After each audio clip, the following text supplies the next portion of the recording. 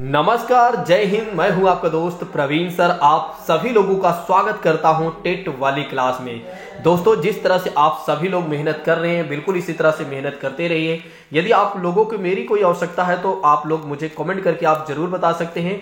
एक छात्र ने हमसे कहा था कि आप हमें मैथ की पेडागोजी जल्दी से बता दीजिए। बिल्कुल, मैं मैथ की पेडागोजी तैयार कर दिया हूं। आज ही क्लास इसके बाद अपलोड हो जाएगी, यानी कि इसके बाद मैथ की ही क्लास होगी, तो उसको आप देख लीजिएगा। चलिए बात करते हैं आज के पहले प्रश्न के बारे में। निम्न में से कौन सा प्राथमिक स्तर पर ईवीएस एक थीम है? ईवीएस का एक थीम है पदार्थ, और दूसरा ऑप्शन कहता है कि हम चीजें कैसे बनाते हैं और करते हैं। तीसरा ऑप्शन कहता है कि यहाँ पर प्राकृतिक संसाधन। चौथा ऑप्शन कहता है कि भोजन संरक्षण। बड़ा ही अच्छा प्रश्न है, जवाब दीजिएगा मेरे प्रिय साथियों, जल्दी से जवाब दीजिएगा। चलिए बात करते हैं इसके आंसर के बारे में। तो बिल्कुल इसका आंसर हो जाएगा बी हो जाएगा। बहुत सारे छात्रों ने इसका आंसर दिया भी है, तो इसका आंसर क्या हो जाएगा? बी हो जाएगा। अब आइए बात कर लेते हैं अगले प्रश्न के बारे में। प्रश्न ये है कि सतत एवं समग्र मूल्यांकन में समग्र शब्द का से संबंधित है। सतत एवं समग्र मूल्यांकन में समग्र शब्द का संबंध किससे संबंधित है? संज्ञानात्मक स्तर से, सह पाठ्यचर्या क्रियाकलाप से और समग्र विकास से और शैक्षिक क्षेत्र से। बड़ा ही अच्छा प्रश्न है, जवाब दीजिएगा दोस्तों कि समग्र सतत एवं समग्र मूल्यांकन में समग्र शब्द किससे संबंधित है, ये आपको बताना है। बिल्कुल इसका आंसर जो हो जाएगा बिल्कुल सही हो जाएगा, सी सही हो जाएगा। बहुत सारे दोस्त हमारे आंसर दे रहे हैं, बिल्कुल इसी तरह से आप आंसर करते चलिए। चलिए अब बात करते हैं इसी के साथ अगले प्रश्न के बारे में। जवाब दीजिएगा मेरे प्रिय साथियों। कक्षा 3 के अध्याय हम चीजें कैसे बनाते हैं और में दीपावली कहानी किस पर केंद्रित है? तो यहाँ पर क्वेश्चन ये है कि कक्षा 3 के अध्याय है और हम चीजें कैसे बनाते हैं में दीपावली की कहानी किस पर केंद्रित है? शारीरिक श्रम की मर्यादा की अवधारणा, सामान्य कार्य के लिए समान पारिश्रमिक वेतन की अवधारणा, घरेलू कामकाज में लिंग संबंधी भेदभाव की अवधारणा और व्यवसाय की अवधारणा। जवाब दीजिएगा मेरे प्रिय साथियों, जल्दी से इसका जवाब दीजिएगा कि कक्षा 3 के अध्याय हम चीजें कैसे बनाते हैं में दीपावली किस पर केंद्रित है। बिल्कुल अगर देखा जाए तो पहला ऑप्शन इसलिए गलत हो जाता है कि शारीरिक मर्यादा की अवधारणा की बात की ही नहीं जा रही है। ठीक है, हम चीजें कैसे बनाते हैं, यहाँ पर ये ध्यान रखना है। समान कार्य के लिए समान पारिश्रमिक वेतन की बात करते हैं, यहाँ कहाँ आ गया? राज्य के नीति निर्देशक सिद्धांत की बात करती हैं। व्यवसाय की अवधारणा। बिल्कुल तीनों प्रश्न तो तीनों विकल्प यहाँ पर गलत हो जाते हैं, तो यहाँ पर तीसरा ऑप्शन सही हो जाता है। घरेलू कामकाज में लिंग संबंधी भेदभाव की अवधारणा की बात करते हैं, यही ऑप्शन यहाँ पर राइट हो जाता है मेरे प्रिय साथियों, इस बात को ध्यान रखिएगा। आइए इसी के साथ बात करते हैं हम अगले प्रश्न के बारे में। जवाब दीजिएगा मेरे प्रिय साथियों। प्रश्न ये है कि ईवीएस में आकलन एक संकेतक है। ईवीएस में आकलन एक संकेतक है या आकलन का संकेतक है? चर्चा करना, स्मरण करना, कथन देना और सूची बनाना। जवाब देने में आपको असमर्थता तो नहीं होनी चाहिए, लेकिन फिर भी अगर गलत होता है तो कोई इशू नहीं है। देखिए, ईवीएस में आकलन का मतलब क्या हो जाता है? सूची बनाना कोई मतलब नहीं है, कथन देना कोई मतलब नहीं है, स्मरण करना कोई मतलब नहीं है, तो चर्चा करना मतलब हो जाएगा। यानी कि ईवीएस में आकलन का संकेतक क्या माना जाएगा? चर्चा करना हो जाएगा। बहुत सारे हमारे दोस्त लगातार आंसर करते रहते हैं और लगातार मेहनत कर रहे हैं। बिल्कुल इसी तरह से आप मेहनत करते चलिए, निश्चित तौर पर आप सभी लोगों का सिलेक्शन हो जाएगा। नई शिक्षा नीति 2020 के अनुसार प्राथमिक कक्षाओं 1 से लेकर 5 तक के लिए निम्न में से क्या स्तर होगा? आरंभिक स्तर और माध्य स्तर और बुनियादी स्तर। नई शिक्षा नीति 2020 के अनुसार प्राथमिक कक्षाओं के लिए 1 से लेकर 5 तक के लिए निम्न में से क्या स्तर होना चाहिए? आरंभिक स्तर, मध्य स्तर, बुनियादी स्तर। बड़ा ही अच्छा प्रश्न है, जवाब देने में तो आपको असमर्थता नहीं होनी चाहिए, फिर भी अगर गलत होता है तो कोई बात नहीं है। देखिए, यदि हम बात करते हैं इसके आंसर के बारे में तो इसका आंसर हो जाएगा, एक तो इसको यदि हम कट कर देते हैं तो इसकी कोई बात नहीं की जा रही है। एक तो आरंभिक स्तर की बात करते हैं, यानी कि यहां पर अगर देखा जाए दोस्तों, बी अगर गलत हो गया तो हमने क्या किया? बी को गलत कर दिया। अब हम देख लेते हैं सी की बात करते हैं और सी बुनियादी स्तर की बात करते हैं। बिल्कुल राइट है, तो हमें ए और सी सही करना पड़ेगा। ऑप्शन नंबर यहां पर सी सही हो जाता है। चलिए, निम्न में से किस आवृत्ति का मूल्यांकन ईवीएस के सीखने और सिखाने के लिए उपयुक्त माना जाता है?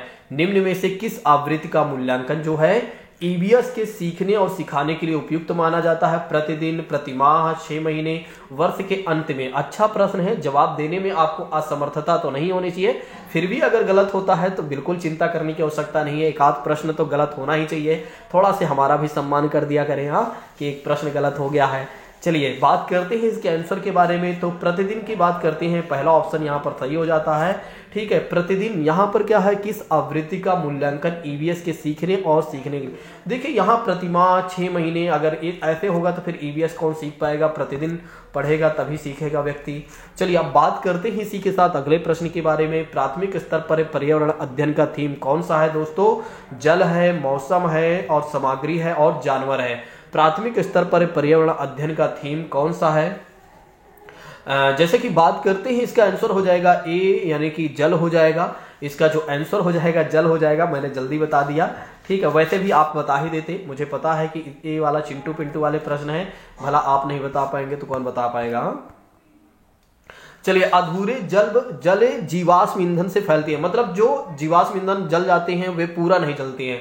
जैसे कि बात करते हैं लकड़ी की बात कर सकते हैं वो भी, या लकड़ी छोड़िए पेट्रोल की बात कर लेते हैं। पेट्रोल जो होता है पूरा अगर नहीं जला, आधा जल गया, ठीक है। या एक तरीके से और भी तमाम चीजें होती हैं, जैसे कोयला की बात कर लेते हैं। चलिए कोयला ज्यादा अच्छा होगा, पूरा नहीं जला, आधा जला, तो कौन सी गैस फैलती है? CO, CO2, SO2, NO2, NO। जल्दी से इसका जवाब दीजिएगा दोस्तों। तो इसका आंसर हो जाएगा ए सही हो जाएगा। ठीक है, CO हो जाएगा, कार्बन मोनोऑक्साइड हो जाएगा, इस बात को ध्यान रखिएगा। चलिए अब आइए बात करते हैं, एक प्रश्न बड़ा ही विवादित बना रहा है। टिकट पर PNR नंबर दर्शाता है यात्री रिकॉर्ड, यात्री संख्या रिकॉर्ड, यात्री का नाम रिकॉर्ड और व्यक्तिगत नाम रिकॉर्ड और व्यक्तिगत नंबर रिकॉर्ड। वैसे अगर देखा जाए तो ये जो क्वेश्चन है काफी ज्यादा विवादित है दोस्तों। ठीक है, जैसे कि ज्यादातर अगर देखा जाए तो इसका जो आंसर ए माना जा रहा है, लेकिन इंटरनेट पर यदि आप देखते हैं तो यात्री यानी कि पैसेंजर नेम रिकॉर्ड वहां पर लिखा हुआ है कि PNR नंबर का मतलब हो जाता है बी। ठीक है, इंटरनेट पे ऐसा है, बाकी हमारे टीम के द्वारा जो बनाया गया है इसका आंसर वो पहला बनाया गया है। और एक छात्र है उन्होंने भी कहा था सर पहला ही होना चाहिए। बाकी देख लीजिएगा, जैसे ऑप्शन मिलेगा तो उस हिसाब से देख लीजिएगा। ठीक है, तो ऑप्शन हो सकता है कि इन दोनों में से एक ही दे, तो या तो ए होगा या तो ए होगा। ठीक है, चलिए अब आइए बात करते हैं अगले प्रश्न के बारे में। जो रंग चित्र किसी कथा का चित्रण करते हैं जिनमें केवल प्राकृतिक रंगों का उपयोग किया जाता है, उस चित्रकला को चित्रकाठी कहते हैं। और चित्रकला किससे संबंधित है?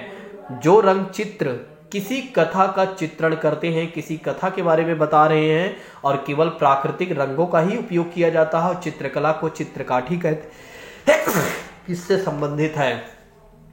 महाराष्ट्र से, राजस्थान से, आंध्र प्रदेश से, कश्मीर से? जवाब दीजिएगा मेरे प्रिय साथियों, इसका जवाब क्या हो जाएगा? ठीक है, बिल्कुल इसका जो आंसर हो जाएगा, चलिए जल्दी से बता दीजिए, आप लोगों का मैं इंतजार कर रहा हूं। इसका जो आंसर हो जाएगा वो हो जाएगा पहला सही हो जाएगा, महाराष्ट्र। इस बात को ध्यान रखिएगा, भूलिएगा नहीं। चलिए अब आइए बात करते हैं इसी के साथ अगले प्रश्न के बारे में। जवाब दीजिएगा मेरे प्रिय साथियों।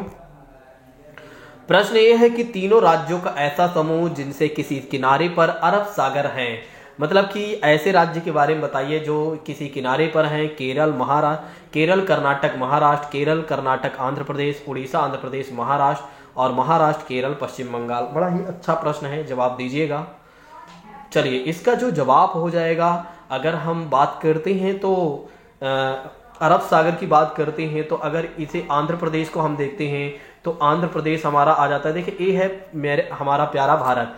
आंध्र प्रदेश आपको यहाँ देखने को मिलेगा, उड़ीसा आपको यहाँ मिलेगा, तो ऑप्शन नंबर ए इसको कट कर दीजिए, ए मिल जाएगा, कट कर दिया हमने। पश्चिम बंगाल अगर आप देखते हैं तो यहाँ मिल जाता है। तो ये तीनों अगर देखा जाए तो बंगाल की खाड़ी की बात की जा रही है। और पहला ऑप्शन अगर देखा जाए केरल कर्नाटक, यहाँ केरल मिलेगा, यहाँ कर्नाटका मिल जाएगा और यहाँ आप देखेंगे तो महाराष्ट्र मिल जाएगा, यहाँ आप देखेंगे तो गुजरात मिल जाएगा। ठीक है, तो ऑप्शन नंबर यहाँ पर पहला सही हो जाता है। जिन लोगों ने मैप को अच्छे से पढ़ा है उनके सारे प्रश्न सही हो जाएंगे। ठीक है, तो ऐसे में अगर देखा जाए तो प्रश्न ए सही हो जाता है। अब हमें बात करना चाहिए अगले प्रश्न के बारे में। हाथियों के झुंड का मुखिया क्या कहलाता है? भला कौन नहीं जानता है? सबसे छोटी मादा हाथी, सबसे उम्र दराज मादा हाथी और सबसे बड़ा नर हाथी, सबसे छोटा नर हाथी। जवाब देने में आपको असक्षमता नहीं होनी चाहिए। फिर भी अगर गलत होता है तो कोई बात नहीं, एक आध प्रश्न तो गलत होना ही चाहिए। अब आप बोल रहे होंगे सर ये चिंटू पिंटू वाले अगर हमसे क्वेश्चन गलत हो गए तो फिर आप सोचिए हमारा जीवन धिक्कार है, हाँ बेकार है। तो हाथियों का झुंड का मुखिया होता है सबसे उम्र दराज हाथी, मादा हाथी। वैसे सबसे हाँ ठीक है, मादा ही होगा। ठीक है, यहाँ पर लड़की की बात की जा रही है ना। चलिए बात करते हैं अगले प्रश्न के बारे में। निम्न में से जल के विषय में कौन सही नहीं है? कौन सा सही नहीं है आपको ये बताना है। जल एक सार्वभौमिक विलायक है, इसमें विभिन्न पदार्थों को घोलने की क्षमता है। जल का घनत्व तो 100 डिग्री सेल्सियस पर सर्वाधिक होता है। पदार्थ की तीनों अवस्थाओं में जल विद्यमान होता है। जवाब देने में आपको असमर्थता नहीं होनी चाहिए, फिर भी अगर गलत होता है तो निश्चित तौर पर कोई नहीं। अगर आपके इस तरह के प्रश्न गलत भी हो जाते हैं तो एक बार आप सोचिए कि कोई बात नहीं है, एक आध तो आयोग के सम्मान में सही गलत कर देते हैं। हाँ, जल के विषय में कौन सा सही नहीं है आपसे पूछा जा रहा है। जल का घनत्व जो होता है 100 डिग्री सेल्सियस पर नहीं होता है, सर्वाधिक नहीं है, यहाँ ऑप्शन ए हो जाएगा। चलिए अब आइए बात करते हैं अगले प्रश्न के बारे में। इस प्रश्न का जवाब दीजिएगा, अच्छा प्रश्न है। निम्नलिखित में से स्लॉथ के बारे में सही कथन आपको बताना है। स्लॉथ जो है लगभग 40 वर्ष जीते हैं और एक दिन के लगभग 17 घंटे वृक्ष की शाखाओं पर उल्टे लटक कर मस्ती से सो जाते हैं। और स्लॉथ जो है लगभग 10 वर्ष जीते हैं और एक दिन के लगभग 20 घंटे सोते हैं। और स्लॉथ जो है 17 घंटे सोते हैं, 17 वर्ष जीते हैं और 20 घंटे सोते हैं और 40 वर्ष जीते हैं और 20 घंटे वृक्ष पर लटक कर सोते हैं। अब इसका जवाब तो गलत नहीं होना चाहिए। चलिए जल्दी से इसका जवाब दीजिएगा मेरे प्रिय साथियों। बिल्कुल अगर देखा जाए तो यहाँ पर 3 ऑप्शन तो यूं ही गलत हो गए। ये सब क्या है, फालतू बातें किसने बोला करने के लिए। हाँ, ये देखिए हमने क्या कर दिया, तीनों ऑप्शन यहाँ पर गलत कर दिया और यहाँ पर क्या हो गया, पहला ऑप्शन सही हो गया। दोस्तों पहला ऑप्शन सही हो गया, जो आप लोगों ने सही किया था वही हमने भी सही कर दिया था। आइए बात करते हैं अगले प्रश्न के बारे में, नेक्स्ट प्रश्नों के बारे में आइए बात करते हैं दोस्तों। चलिए इसका जवाब दीजिएगा दोस्तों। हमारे देश में ऐसे गांव हैं जहां ग्रामवासी अत्यधिक वर्षा होने के कारण अपने घरों या बांस के खंभों पर जमीन से 10 से 12 फीट ऊंचाई पर बनाते हैं और इन घरों को अंदर से लकड़ी का ही बनाया जाता है। गांव कहाँ होने चाहिए भला कौन नहीं जानता है। पहला ऑप्शन कहता है कि हिमाचल प्रदेश, दूसरा ऑप्शन कहता है तमिलनाडु, तीसरा ऑप्शन कहता है कि असम, चौथा ऑप्शन कहता है उत्तराखंड। अब इस प्रश्न का जवाब भला कौन नहीं जानता। सभी कहते होंगे सर चिंटू पिंटू वाले क्वेश्चन भी बीच में आप डाल देते हैं। हाँ, कोई बात नहीं। दरअसल क्या होता है, रिवीजन करवाना जरूरी होता है, क्योंकि हमें पता है कि कई बार क्या होता है आपको आता रहता है लेकिन आप वहां भूल जाते हैं। तो इसका आंसर हो जाएगा सी, सही हो जाएगा। चलिए अब आइए बात करते हैं अगले प्रश्न के बारे में, जवाब दीजिएगा। अब ये थोड़ा सा चिंटू पिंटू वाला नहीं है। भारत के किस राज्य संघ शासित प्रदेश में पहाड़ों पर जंगलों के निवासियों की ग्राम सभा पंचायत की एक सभा में लॉटरी निकालकर या निश्चित करती हैं। देखिए एक मतलब संघ शासित प्रदेश है जो पहाड़ों पर है, वहां पर जो ग्राम प्रधान को चुना जाता है, एक सभा होती है, उसमें लॉटरी डाल दिया जाता है जिनको भी भैया खड़ा होना है, जो भी कैंडिडेट होते हैं, और उसमें से निकाला जाता है कि भैया कौन बनेगा ग्राम प्रधान कौन बनेगा। किस परिवार को उस साल की खेती कितनी जमीन मिलेगी, ये तो बात अलग है, लेकिन कौन सा यहाँ राज्य के पूछा जा रहा है तो राज्य आपको बता देना है। ठीक है, जल्दी से जवाब दीजिएगा अगर आ रहा है। ठीक है, तो चलिए बात करते हैं इसके आंसर के बारे में। तो इसका आंसर हो जाएगा मिजोरम है, जहां पर क्या होता है लॉटरी के माध्यम से ग्राम सभा के प्रधान को चुना जाता है। ये बातें स्क्रीनशॉट ले लीजिए, मैं तो कहूंगा स्क्रीनशॉट रख लीजिए भैया। चलिए इसका स्क्रीनशॉट रख लीजिए और जवाब दीजिए दोस्तों। इसका स्क्रीनशॉट जल्दी से ले लीजिए, जवाब तो दे ही दिया है आप लोगों ने। ठीक है, चलिए आइए बात करते हैं अगले प्रश्न के बारे में। देखिए प्रश्न यह है कि नीचे दिए गए विशेषता को चुनिए जो नीचे दिए गए सभी जानवरों में पाई जाती हैं, जैसे कछुआ, अजगर और बाज, छिपकली, शहद की मक्खी। और एक शरीर को सल्कों से ढकना, भूमि पर जल तथा दोनों में रह सकते हैं, अंडे देना, जहरीला होना। विकल्प का सही चुनाव करना है आप लोगों को। ठीक है, थोड़ा सा ये प्रश्न थोड़ा सा कठिन हो सकता है मेरे हिसाब से, लेकिन उतना भी कठिन नहीं है जितना आप सोच रहे हैं। जवाब दीजिएगा। चलिए बात कर लेते हैं इसके आंसर के बारे में। मुझे पता है कि इसका जवाब देने में आप थोड़ा से हेजिटेट कर रहे होंगे, तो आइए बात कर लेते हैं इसके आंसर के बारे में। तो इसका आंसर हो जाएगा सी, सही हो जाएगा। इसमें थोड़ा से मिसिंग है। इसमें क्या है कि अंडे देना, कछुआ अजगर देता है भैया। ठीक है, सॉरी, हाँ ठीक है, ये सारी चीज़ें क्या हैं अंडे देती हैं, तो यहाँ पर क्या है, इनका संबंध है अंडे देने से। तो ऑप्शन नंबर सी सही है, इस बात को ध्यान रखिएगा। चलिए अब आइए बात करते हैं इसी के बाद अगले प्रश्न के बारे में।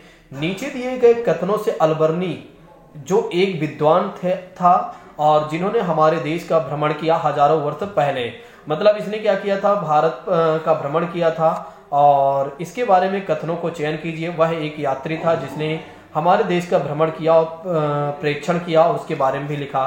पहला ऑप्शन कहता है। दूसरा ऑप्शन कहता है कि वह अफगानिस्तान से आया था। तीसरा ऑप्शन कहता है, कहा जाता है कि उन्होंने उस चीज के बारे में लिखा जो अपने देश से भिन्न लगी। और चौथा ऑप्शन कहता है कि उनकी पुस्तकें से हमें अपने देश को भूतकाल और सांस्कृतिक विरासत के बारे में जानकारी प्राप्त हो गई। और चौथा ऑप्शन अगर देखा जाए तो उन्होंने विशेष रूप से हमारे देश के लोगों के तालाब के बारे में कुशलता पूर्वक लिखा हुआ है। बड़ा अच्छा प्रश्न है और इसको मैंने करवाया हुआ है। जितने भी विभिन्न यात्री हैं उसको मैंने करवाया हुआ है। जो लोग नए हैं, मैं कहूँगा जिन लोगों ने नहीं देखा हुआ है वे यात्री वाली वीडियो हमारा जरूर देख लें। मैंने बहुत अच्छे तरीके से करवाया है। तो इसका जो आंसर सही हो जाएगा वो हो जाएगा दोस्तों डी सही हो जाना चाहिए, ACDE। इसमें कौन सा गलत हो गया, कैसे, एक मिनट, बी कैसे गलत हो गया, वह अफगानिस्तान से नहीं था। हाँ ठीक है, वह अफगानिस्तान से नहीं था दोस्तों, शायद उज्बेकिस्तान से था या कहाँ से था। एक बार आप कमेंट बॉक्स में बताइएगा, ये मुझे याद नहीं आ रहा है शायद वो कहाँ से था, अफगानिस्तान से था, एक बार बताइएगा दोस्तों। ठीक है, ये वाला देख लीजिएगा एक बार कि वो कहाँ का था। बाकी तीनों चीजें अगर देखा जाए तो फिर क्या होता है, ए भी सही है, सी भी सही है, डी भी सही है और ई भी सही है। बाकी कल मैं यात्रियों पर वीडियो बना दूंगा, आप लोग चिंता मत करिए। चलिए अब यह बात करते हैं अगले प्रश्न के बारे में। उस समय वेट लिफ्टर का नाम क्या है जिसने अंतरराष्ट्रीय खेल प्रतियोगिता में 29 मेडल जीते हैं? अंतरराष्ट्रीय खेल में 29 मेडल जीते हैं। Waheeda prism, Sunita Williams, Bachendri Pal, Karnam Malleswari. मैंने बहुत अच्छे तरीके से पढ़ाया हुआ है, अब इसका जवाब गलत तो मत ही करिएगा। ठीक है, चलिए बात करते हैं इसके आंसर के बारे में। बात करते हैं तो कर्णम मलेश्वरी जी के बारे में बात करते हैं। जहां पर वेट लिफ्टर आ गया, समझ लीजिए कर्णम मलेश्वरी की ही बात की जा रही है। चलिए अब आइए बात करते हैं अगले प्रश्न के बारे में, जवाब दीजिएगा। अब सारे प्रश्न बड़े ही अच्छे होंगे। निम्नलिखित में से उन जिम्मेदारियों को चुनिए जिन्हें पर्यावरण यानी कि पर्वतारोहण माउंटेनियरिंग के ग्रुप लीडर निभाते हैं। ग्रुप, पहले ऑप्शन में कहा जा रहा है कि ग्रुप के आगे चलना, जो मतलब ग्रुप का लीडर होता है आगे चलना ताकि ग्रुप पीछे पीछे चल सके। दूसरा ऑप्शन कहता है उन प्रतिभागियों को रोकने के लिए कहना जो उचित प्रकार के चढ़ने के योग्य नहीं है। तीसरा ऑप्शन कहता है सामान उठाने में प्रतिभागियों की सहायता करना। चौथा ऑप्शन कहता है दोस्तों प्रतिभागियों के रोकने और विश्राम के लिए उचित स्थान ढूंढना। पांचवा ऑप्शन कहता है जो स्वस्थ हो उनका ध्यान रखना और एक तरीके से उन्हें उचित भोजन उपलब्ध कराना। ABCDE और ABDE। जवाब दीजिएगा। ये थोड़ा से कठिन प्रश्न तो है लेकिन इतना भी कठिन नहीं है क्योंकि मैंने पढ़ाया हुआ है, मैंने इसके बारे में पढ़ाया हुआ है। अगर कोई वीडियोज नहीं देखा है तो एक बार वो देख ले। बछेंद्री पाल वगैरह जी के बारे में मैंने पढ़ाया था, बहुत अच्छे तरीके से पढ़ाया था। जवाब दीजिएगा, इसका जवाब क्या हो जाएगा। चलिए बात कर लेते हैं, इसका आंसर हो जाएगा बी सही हो जाएगा, CDE। सी का मतलब क्या हो जाता है दोस्तों, सामान उठाने में प्रतिभागियों की सहायता करना, प्रतिभागियों के रुकने और विश्राम करने का उचित स्थान ढूंढना, बिल्कुल सही है। जो स्वस्थ हो उनका ध्यान रखना, जो अस्वस्थ हो उनका ध्यान रखना और उचित भोजन की व्यवस्था उपलब्ध कराना। ठीक है, ग्रुप के आगे चलना नहीं बल्कि पीछे चलना होता है। तो ऑप्शन नंबर ए गलत हो गया था। ए और ए जहां पर भी हमें मिला हमने क्या कर दिया कि कट कर दिया। ऑप्शन नंबर यहां पर बी सही हो जाता है। ठीक, ऑप्शन नंबर यहां पर बी सही हो जाता है, इस बात को ध्यान रखिएगा। अब आइए बात करते हैं इसी के साथ अगले प्रश्न के बारे में। किसी विद्यार्थी द्वारा नीचे दिए गए कथन पर विचार कीजिए। मैं जिस जगह से आई हूं वह एक पहाड़ी इलाका है। हमारे यहाँ बारिश बहुत होती है और बर्फ भी पड़ती है। जब ठंड अधिक होती है तो हमें धूप में बैठना अच्छा लगता है। हमारे घर पत्थर या लकड़ी से बने होते हैं। यहाँ छात्र कहाँ से आई है, जवाब दीजिएगा मेरे प्रिय साथियों। तो इसका जवाब क्या हो जाएगा, तो इसका जो जवाब हो जाएगा, जल्दी से जवाब दीजिएगा दोस्तों, इसका जवाब हो जाएगा सी सही हो जाएगा। यानी कि मनाली की बात की जा रही है, हिमाचल प्रदेश। चलिए लास्ट प्रश्न के बारे में देख लेते हैं। ठीक है, लास्ट प्रश्न, क्योंकि इसके बाद मैथ की पेडागोजी की क्लास है इसलिए मैं ज्यादा बड़ी क्लास नहीं ले रहा हूँ। ठीक है, लेकिन क्वेश्चन बहुत अच्छे अच्छे हैं। पक्षियों के एक स्पीसीज और प्रजाति ऐसे है जिसका नर पक्षी सुंदर और सुंदर घोंसले बुनता है, मादा पक्षी उन सभी घोंसले को देखती है और उनमें से वह उसे चुनती है और उसे सबसे अच्छा उसे सबसे अच्छा लगता है उनमें से अंडे देती है, उसी में से एक में अंडे देती है। पक्षियों की स्पीसीज का नाम क्या है दोस्तों? अब एक प्रश्न गलत तो नहीं होना चाहिए। कोयल, बीवर, शक्करखोरा और बसंत गौरी, बड़ा अच्छे तरीके से मैंने बताया हुआ है, बड़ा ही अच्छे तरीके से मैंने बताया हुआ। पक्षियों वाला चैप्टर जिन लोगों ने नहीं देखा वे जाकर देख लें एक बार, ठीक है, बड़ा ही अच्छे तरह देखिए। जिन लोगों ने वीडियोज को सारे देख लिए हैं, मैं कहूंगा कि वे एक बार दोबारा देखना शुरू कर दें, ताकि थोड़ा स्पीड बढ़ाकर देख लें। क्या दिक्कत है, सुन लेंगे, बस सुनने में क्या जा रहा है, ठीक है। अगर सुन लेते हैं तो काम हो जाएगा, इसका आंसर हो जाएगा बी हो जाएगा, बीवर हो जाएगा। चलिए एक लास्ट प्रश्न कहो तो छोड़ते हैं, चलिए कोई नहीं, ठीक। हम मिलते हैं कल के प्रश्न में, और अभी हमारी दूसरी क्लास है, मतलब नेक्स्ट क्लास है मैथ की पैडागोजी, इसलिए मैं इस क्लास को ज्यादा बड़ी नहीं कर रहा हूं। Thank you so much, Jai Hind दोस्तों, take care all of you.